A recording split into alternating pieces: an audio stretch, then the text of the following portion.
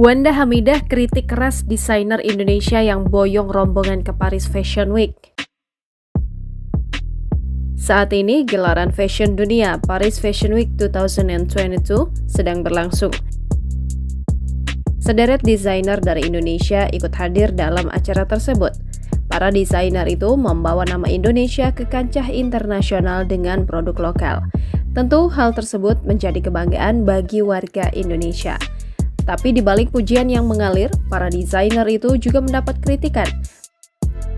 Salah satunya dari aktris Wanda Hamidah. Wanda Hamidah mendadak mengkritik desainer Indonesia yang hadir dalam gelaran tersebut. Lewat Instagram Story, ia mengungkapkan kritikannya.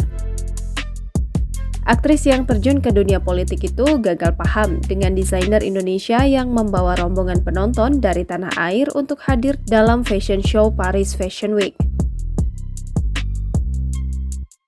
Diketahui, para desainer Indonesia memang banyak memboyong rombongan dari tanah air. Hal itu dilakukan guna menyemarakan acara tersebut.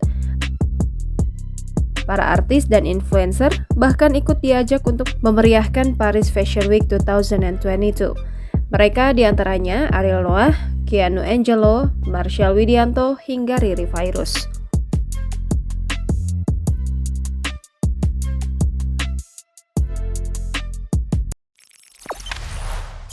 Jangan lupa subscribe, share, komen, dan like ya!